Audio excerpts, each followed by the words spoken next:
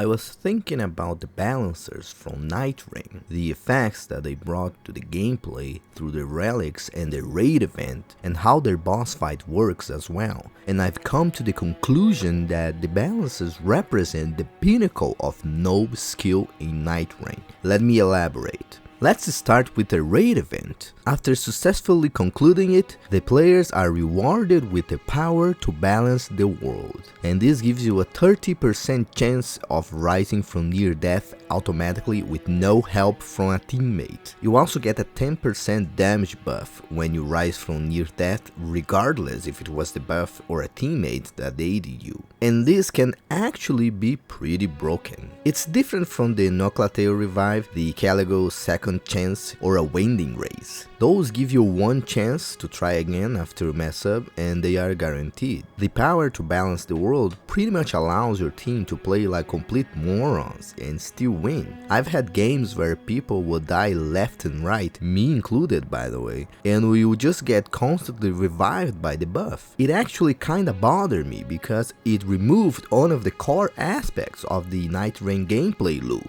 When a teammate goes down, that's a big deal. Both players have to tackle that immediately. One has to hold the aggro from the boss and the other has to revive, and so on. With the balancer's buff, dying becomes meaningless. It is random, so you can't count on that. Sometimes this turns the game into baby easy mode, sometimes it doesn't do anything at all. It's RNG. Whenever you die, you basically just roll the dice. So it promotes the lack of skill by allowing teams to play really poorly and still win. And at the same time, it is random. It's not a tool that you can count on like the Noclateo power. You basically are at the mercy of the game. It's not something that you can prepare or play around in a skillful way, it's just random. Once you defeat the Everdark balancers, the Salvation Standard Bearers balancers, you receive the Red Balancer relic, the Wheel of Balance. One of its perks reads, occasionally nullify attacks when damage negation is lowered. What this means is that if you have any sort of lower damage negation, be it a weapon demerit, the downside from the Scorpion Charm talismans, being wet, which makes you take more lightning damage, and so on, each hit that you take has a 20% chance of dealing no damage at all. Now, having damage negation lowered is very common in Deep of Night. It's one of the most common demerits that you can find in weapons, so it is safe to assume you'll have this perk active all the time. So, did you mess up a roll? Did you overcommit to an attack? Don't worry, you won't be punished like you should. You'll just take no damage. Again, it is random, you can't count on it so much, but it is very good.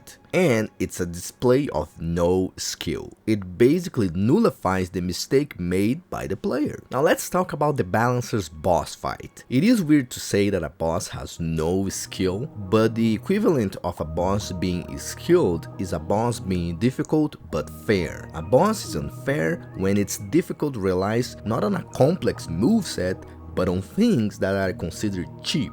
And one of the main ways to make a boss artificially difficult is through gank fights. If you have more than one enemy aggro at one player, then it becomes much harder for that player to do anything. You know, dodge, hit, and avoid taking damage. Most of the time that player will have to trade his way to victory. And what are the balancers if not a glorified gank fight? The balancers themselves are very easy enemies. They are slow, predictable, and they can get easily staggered. If you stagger them too much, they will do one of their hyper armor moves, like the one where they summon spears around them, and that one is very easy to roll through for a big punish. Or one of their weapon arc combos, which are the most difficult part of their movesets, but even then, it's not that hard. However, what makes the boss challenging is the fact that you can easily overcommit to attacks, since it is easy to stagger, so you can get a little bit trigger happy, right? Only for a random bitch to hit you from off screen, and it's just bound to happen, especially because they can randomly teleport next to you and start attacking. So even if you think you have isolated one of them, another one will appear soon to fuck your shit up, because this boss lacks skill. The balancers don't know how to do damage and challenge the player if they're not in groups. Even the raid event is also a gank fight. fight. The main challenging is trying to get aggro only from the balancer so you can have a proper duel. These bitches have no confidence to fight you on their own, a classic display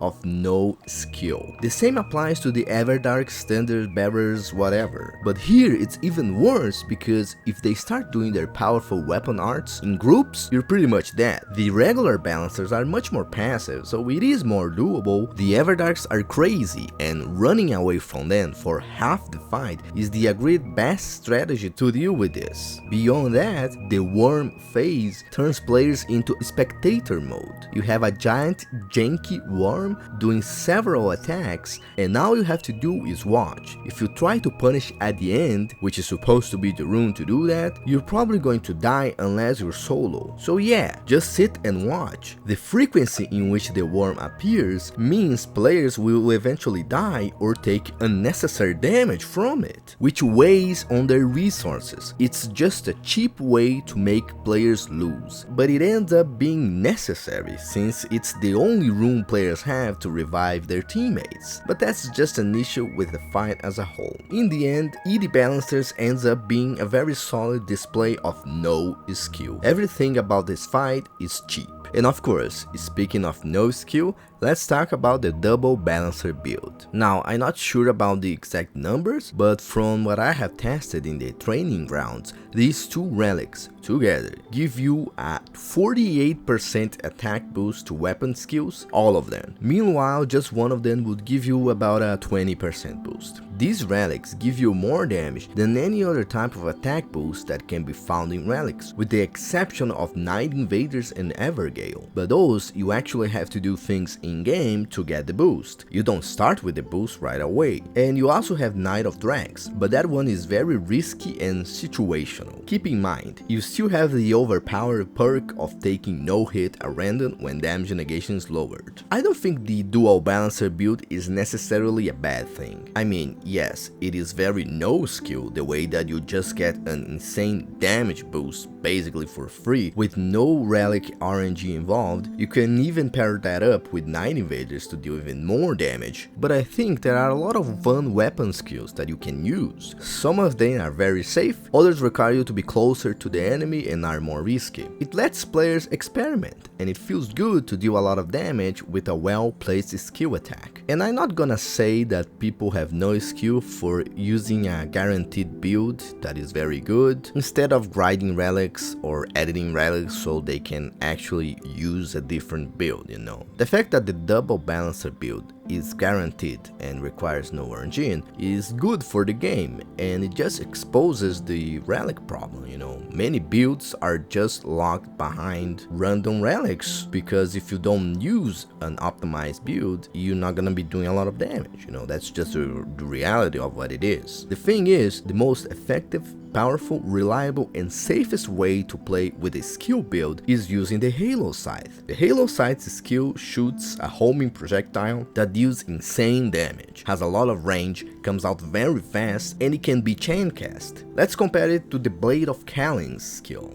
The skill is really good, it deals a ton of damage and has decent range, but it locks you into this very long animation. You cannot chain cast it, and you can actually miss it because the tracking isn't perfect. It is a solid weapon that gets completely overshadowed by the Halo Scythe. With only 2 Halo rings, you are already outdamaging the Blade of Kalin. It's just that strong. It gets even more strong when you realize that there are many Night Lords that are weak to Holy: Gladius, Libra, Hellstor, and Draglorn. Other bosses that aren't weak to it also melt to it, and even bosses that are resistant to Holy still get destroyed by it. I see people using this against the balancers all the time. I have even seen people using it against Fulgor, and it's just as effective, if not even better, than any other skill that they could use. It's just the safest and most powerful way to play the game, and guess what? It requires no skill. It It sounds like I'm complaining a lot about the balancers and the build and stuff, but I actually really enjoy using this skill build.